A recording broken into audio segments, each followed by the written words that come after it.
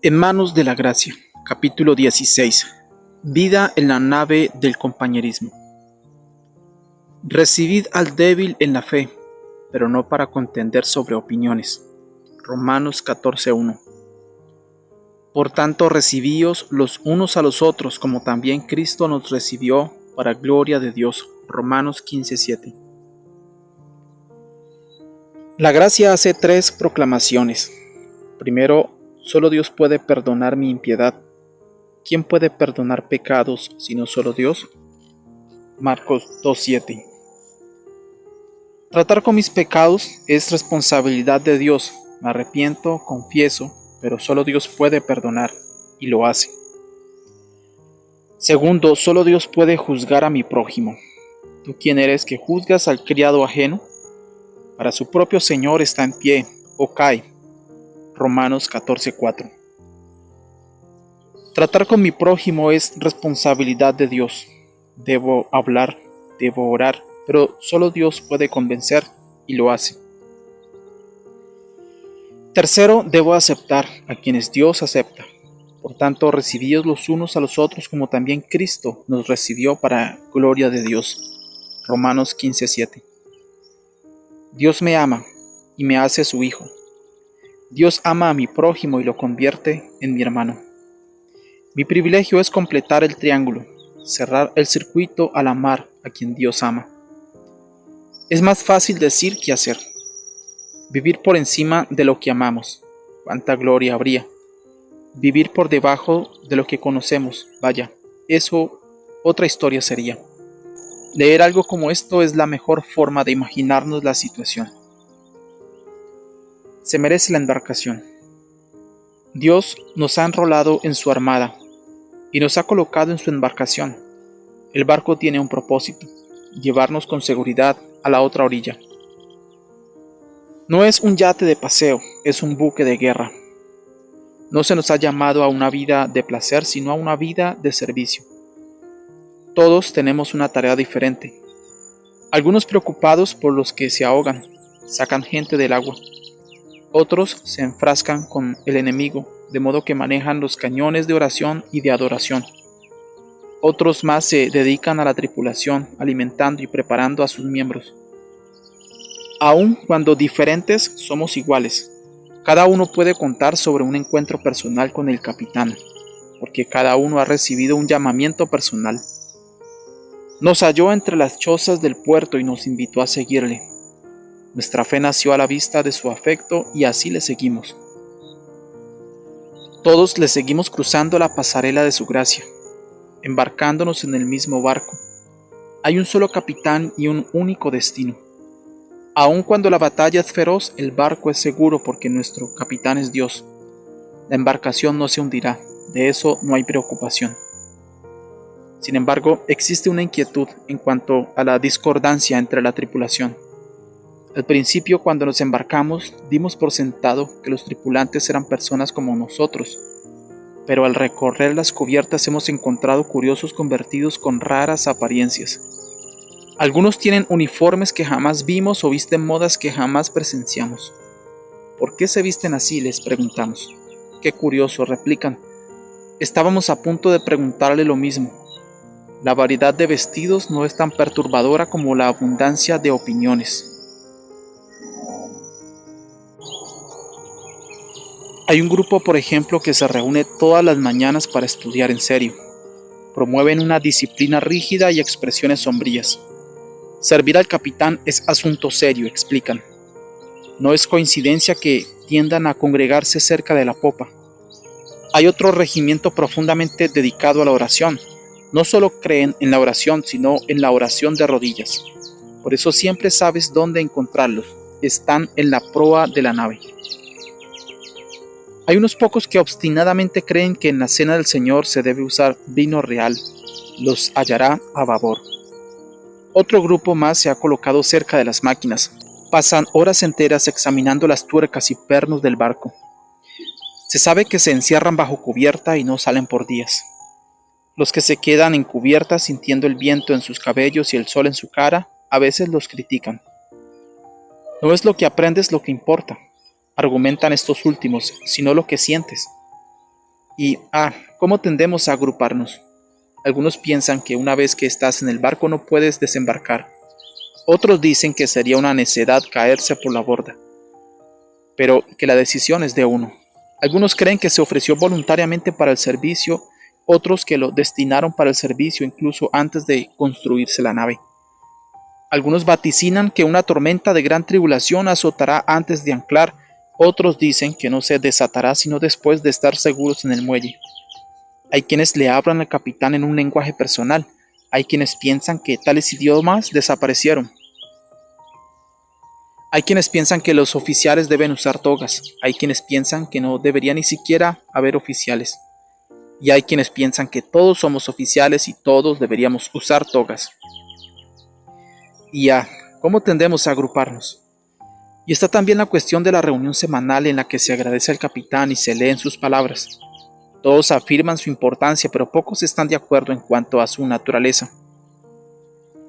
Algunos la quieren ruidosa, otros la quieren quieta, algunos quieren rituales, otros espontaneidad.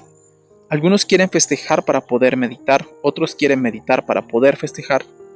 Algunos quieren una reunión para los que se han caído por la borda, otros quieren alcanzar a los que se han caído por la borda sin caerse ellos mismos ni descuidar a los que están a bordo. ¿Cómo tendemos a agruparnos? La consecuencia es una embarcación que oscila. Hay problemas en cubierta, estallan peleas, los marineros se niegan a hablarse entre sí. Han habido ocasiones cuando un grupo rehusó reconocer la presencia de otros en la nave. Lo más trágico es que algunos náufragos en el mar han preferido no subir a bordo debido a las refriegas de los marineros. ¿Qué hacemos? Nos gustaría preguntarle al capitán, ¿cómo puede haber armonía en la nave? No tenemos que ir muy lejos para hallar la respuesta. En la última noche de su vida, Jesús hizo una oración que se levanta como una fortaleza para todos los creyentes. Mas no ruego solamente por estos, sino también por los que han de creer en mí por la palabra de ellos, para que todos sean uno como tú, Padre, en mí y yo en ti, que también ellos sean uno en nosotros, para que el mundo crea que tú me enviaste. Juan 17, 20 al 21. Qué preciosas palabras. Jesús, sabiendo que el fin se acerca, ora una vez más por sus seguidores. Impresionante, ¿verdad? No oró para que tuvieran éxito, ni por su seguridad, ni por su felicidad. Oró por su unidad. Oró para que se amaran los unos a los otros, así como oró por ellos también, por los que han de creer en mí, por la palabra de ellos. Eso nos incluye a nosotros. En su última oración, Jesús oró para que tú y yo seamos uno. El mandamiento de aceptación. De todas las lecciones que podemos extraer de este versículo, no te pierdas la más importante. A Dios le importa la unidad. El Padre no quiere que sus hijos se peleen. La desunión le perturba. ¿Por qué? Porque en esto conocerán todos que sois mis discípulos, si tuviereis amor los unos por los otros. Juan 13:35. La unidad crea fe. ¿Cómo creerá el mundo que Dios envió a Jesús? No lo hará porque estemos de acuerdo. No lo hará porque resolvamos cada controversia. No lo hará porque todos votemos unánimemente. No lo hará porque jamás cometemos un error doctrinal. Pero sí creerá cuando nos amemos los unos a los otros. La unidad crea fe. La desunión estimula la incredulidad. ¿Quién quiere embarcarse en una nave llena de marineros peleando? La vida en el océano puede ser ardua, pero al menos las olas no nos insultan. Quizás Paul Wilhelmer tuvo razón al decir: la continua y extendida fragmentación de la Iglesia ha sido el escándalo de las edades, ha sido la estrategia maestra de Satanás. El pecado de la desunión tal vez ha hecho que se pierdan más almas que todos los otros pecados combinados. En esto conocerán todos que sois mis discípulos, si tuvieres amor los unos con los otros. Detente y piensa por un minuto en este versículo. ¿Sería posible que la unidad sea la clave para alcanzar el mundo para Cristo? Si la unidad es la clave para la evangelización, ¿no debería tener preeminencia en nuestras oraciones? ¿No deberíamos decir como Pablo, esfuércense por mantener la unidad del Espíritu mediante el vínculo de la paz? Efesios 4:3. Si la unidad le importa a Dios, ¿no debería importarnos a nosotros? Si la unidad es una prioridad en el cielo, ¿no debería serlo en la tierra? En ninguna parte, dicho sea de paso, se nos dice que debemos fabricar la unidad. Se nos dice sencillamente que la guardemos o la conservemos. Desde la perspectiva de Dios hay solo un rebaño y un pastor. Juan 10:16. No es necesario crear la unidad, solo se necesita protegerla. ¿Cómo lo hacemos? ¿Cómo nos esforzamos por conservar la unidad? ¿Significa eso comprometer nuestras convicciones? No. ¿Quiere decir que debemos abandonar las verdades que consideramos preciosas? No. Pero significa examinar largo y tendido las actitudes que tenemos. Un caso de estudio en Capernaum. Hace algún tiempo Denalin compró un mono. Yo no quería un mono en nuestra casa, de modo que objeté. ¿Dónde va a comer?, pregunté. En nuestra mesa. ¿Dónde va a dormir?, inquirí. En nuestra cama. ¿Qué del olor?, exigí. Te acostumbrarás, pienso que el mono también. La unidad no empieza al examinar a otros, sino al autoexaminarnos. La unidad comienza no al exigir que otros cambien, sino al admitir que no somos tan perfectos. Para ver un gran ejemplo de esto, ve a una aldea llamada Capernaum y entra en una casa donde se encuentran Jesús y sus discípulos. Escucha al maestro plantearles una pregunta.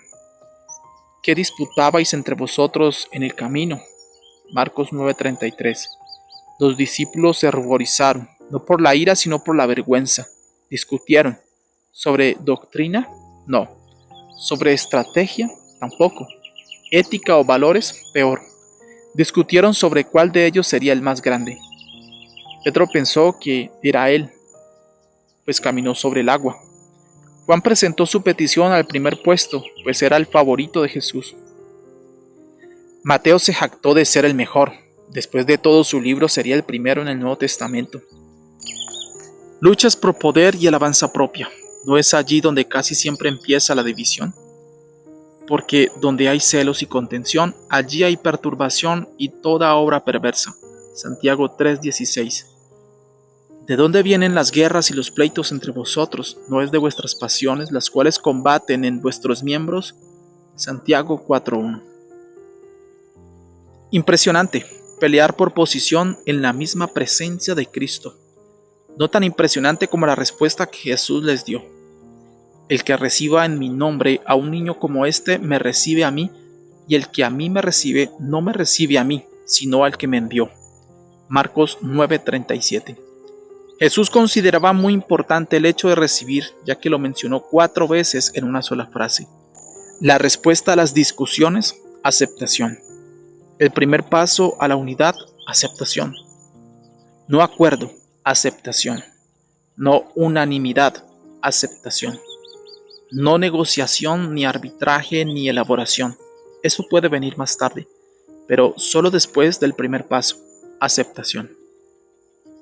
Tal respuesta deja perplejo a Juan. Demasiado simple.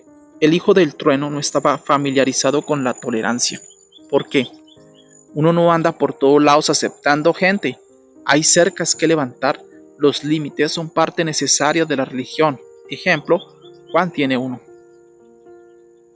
La prueba de la divergencia. Maestro, hemos visto a uno que en tu nombre echaba fuera demonios, pero él no nos sigue y se lo prohibimos porque no nos seguía. Marcos 9:38. Juan tiene un dilema. Él y otros discípulos vieron a alguien que hacía una gran obra. Este hombre echaba fuera demonios. La misma acción con la que los discípulos tuvieron problemas según Marcos 9:20. Cambiaban vidas y lo que es más, le daban a Dios el mérito. Lo hacían en el nombre de Cristo. Todo marchaba bien respecto al hombre, los buenos resultados, el corazón recto, pero había un problema. Pertenecía al grupo equivocado. Así que los discípulos hicieron lo que cualquier persona religiosa en sus cabales haría con alguien que pertenece al grupo errado. Le escoltaron al casco del barco y le confinaron a una celda. Se lo prohibimos porque no era de los nuestros. Marcos 9:38. Juan quiere saber si hicieron lo bueno. Juan no actúa con petulancia, está confundido. Lo mismo que mucha gente hoy. ¿Qué haces con las buenas cosas que realiza otro grupo? ¿Qué haces cuando te gusta el fruto pero no el huerto? Ya he hecho esta pregunta. Aprecio profundamente mi herencia.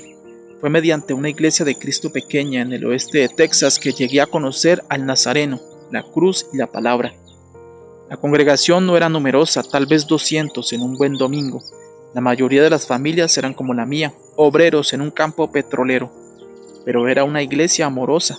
Cuando nuestra familia se enfermaba, los miembros nos visitaban. Cuando faltábamos, nos llamaban. Y cuando este pródigo regresó, me abrazaron. Aprecio profundamente mi herencia, pero con el correr de los años mi fe se ha enriquecido por personas de otros grupos. No había estado mucho tiempo en la nave de Dios cuando hallé estímulo en otros compartimentos. Un pentecostal brasileño me enseñó sobre la oración. Un anglicano británico de nombre C.S. Lewis puso músculo a mi fe. Un bautista del sur me ayudó a comprender la gracia. Un presbiteriano, Steve Brown, me enseñó sobre la soberanía de Dios y otro, Frederick Buechner, me enseñó sobre la pasión de Dios. Un católico, Brennan Manning, me convenció de que Jesús es incansablemente tierno. Soy mejor esposo porque leí los escritos de James Dobson y mejor predicador porque escuché a Chuck Swindoll y a Bill Hybels. Y solo cuando llegué al hogar celestial, sabré el nombre del predicador radial cuyos mensajes me llevaron de nuevo a Cristo. Cursaba mis estudios de posgrado y había perdido toda dirección.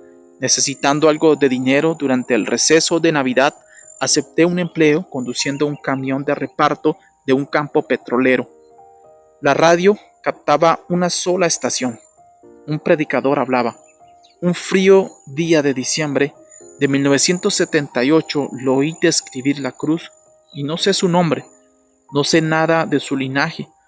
Podía haber sido un cuáquero o un ángel o ambas cosas, pero algo de lo que dijo me obligó a estacionar el vehículo al lado de la carretera y rededicarle mi vida a Cristo. Examina el fruto y la fe. ¿Qué hacer cuando uno ve que personas de otros grupos hacen grandes obras? No digo acciones que dividen ni enseñanzas heréticas, sino buenas obras que dan gloria a Dios. Regresemos a la conversación entre Jesús y los discípulos. Antes que notes lo que Jesús le dijo a Juan, presta atención a lo que no dijo. Jesús no dijo: Juan, si las personas son agradables está bien. Gestos generosos y acciones benevolentes no son necesariamente señales de un discípulo. Solo porque un grupo distribuya juguetes en Navidad no quiere decir que sean cristianos. Solo porque dan de comer al hambriento no quiere decir que son los escogidos de Dios. Jesús no hizo un llamado a la tolerancia ciega. Tampoco endosó un rechazo en blanco. Si la unanimidad de opinión fuera necesaria para el compañerismo, este sería el momento perfecto para que Jesús lo dijera, pero no lo hizo. Jesús no le entregó a Juan un libro de regulaciones con las cuales medir a cada candidato. Si tal lista se necesitara, este hubiera sido el momento ideal para darlas, pero no las dio. Observa lo que Jesús dijo: no se lo prohibáis porque ninguno hay que haga milagro en mi nombre que luego pueda decir mal de mí. Marcos 9:39. Jesús quedó impresionado por la fe pura del hombre, en mi nombre, y su fruto poderoso que haga milagro. Su respuesta nos da una lección crucial sobre la tolerancia estudiada. ¿Cómo deberías responder a un buen corazón de una herencia religiosa diferente? Primero, observa el fruto. ¿Es bueno? ¿Es saludable? ¿Está la persona ayudando o dañando a la gente? La producción es más importante que el linaje. El fruto es más importante que el nombre del huerto. Si la persona lleva fruto, sea agradecido. Un buen árbol no puede producir fruto malo. Mateo 7:17. De modo que dale gracias a Dios que obra en otros grupos aparte del tuyo. Pero también observa la fe. ¿En nombre de quién se hace la obra? Jesús aceptó la obra de este hombre porque se hacía en el nombre de Cristo. ¿Qué quiere decir hacer algo en el nombre de Cristo? Significa que está bajo la autoridad y poder de ese nombre. Si voy a una distribuidora de automóviles y digo que quiero un automóvil gratis, los vendedores se reirán de mí. Sin embargo, si voy con una carta escrita y firmada por el propietario de la agencia obsequiándome un automóvil, saldré con un auto gratis. ¿Por qué? Porque estoy bajo la autoridad y el poder del dueño. El maestro dice que examines la fe de la persona. Si tiene fe en Jesús y está bajo el poder de Dios, la gracia dice que eso es suficiente. Este es un punto importante. Hay algunos que no obran en el nombre de Dios. ¿Recuerdas el amontonapiedras y al buscafaltas de la parábola? Presentan una salvación por obras en lugar de una salvación por gracia. No obran en el nombre de Dios, a decir verdad no necesitan a Dios. Obran bajo el estandarte del mérito humano y la autojusticia. Así como Pablo era intolerante respecto a la salvación personal, nosotros también debemos serlo. Pero hay creyentes con diferentes herencias que ponen su esperanza en el primogénito Hijo de Dios y ponen su fe en la cruz de Cristo. Si ellos como tú confían en que Él los llevará al palacio del Padre, ¿no tienen el mismo Salvador que tienes tú? Si su confianza como la tuya está en el sacrificio de Cristo, ¿no están ellos cubiertos por la misma gracia? ¿Quiere decir que no tienen que estar en mi grupo? No. ¿No tienen que tener el mismo antecedente? Tampoco. ¿No tienen que ver todas las cosas como yo las veo? ¿Lo ve alguien? Lo que es importante es su fruto y su fe. Más adelante, mucho más moderado hijo del trueno lo reduciría a esto. Todo aquel que confiese que Jesús es el Hijo de Dios, Dios permanece en él y él en Dios. Primera de Juan 4:15. Paradójico. El mismo que cuestionó la respuesta sencilla del maestro, la larga formuló la respuesta más simple. Debería ser sencilla. Donde hay fe, arrepentimiento y un nuevo nacimiento, hay un cristiano. Cuando hallo a alguien cuya fe está en la cruz y cuyos ojos están en el Salvador, descubro a un hermano. ¿No fue este el método de Pablo? Cuando escribió a la iglesia en Corinto, se dirigió a un cuerpo de creyentes culpable de todo pecado, habido y por haber. Desde ultrajar la cena del Señor hasta discutir sobre el Espíritu Santo, pero ¿cómo se dirige a ellos? Os ruego, pues, hermanos, 1 Corintios 1:10. Cuando la iglesia en Roma debatía sobre comer carne sacrificada a los ídolos, ¿les dijo Pablo que empezaran dos iglesias? ¿Una para los que comen carne y otra para los que no comen carne? No, al contrario les instó. Por tanto, recibíos los unos a los otros como también Cristo nos recibió, para gloria de Dios. Romanos 15:7. ¿Está Dios pidiéndonos que hagamos algo más de lo que Él ya ha hecho? ¿No fue Él hasta el extremo para aceptarnos? Si Dios puede tolerar mis errores, ¿no puedo yo tolerar la falta de otros? Si a pesar de todos mis fracasos y necedades Dios me permite llamarle Padre, ¿no debería extender la misma gracia a otros? Es más, ¿quién puede ofrecer gracia excepto los que están seguros en manos de la gracia? Si Dios no demanda perfección, ¿debería exigirla yo? ¿Tú quién eres que juzgas al criado ajeno? Nos recuerda Pablo. Para su propio Señor está en pie o cae, pero estará firme, porque poderoso es el Señor para hacerle estar firme. Romanos 14:4. La nave de Dios es una embarcación grandiosa. Así como un barco tiene muchos compartimientos, el reino de Dios tiene espacio para muchas opiniones, pero así como una nave tiene una sola cubierta, el reino de Dios tiene un terreno común, el sacrificio suficiente de Jesucristo. ¿Orarás conmigo por el día cuando se conteste la oración de Jesús? ¿Orarás conmigo por el día cuando se gane el mundo debido a que la iglesia es una? ¿Orarás conmigo por el día cuando salgamos de nuestros aposentos y nos coloquemos juntos para saludar a nuestro capitán? ¿Cuando cesen los grupos y comience el coro? Antes de la cruz, la oración final de Jesús fue por la unidad de sus seguidores. ¿Ofrecería él una oración que no podía contestarse? Yo tampoco lo creo.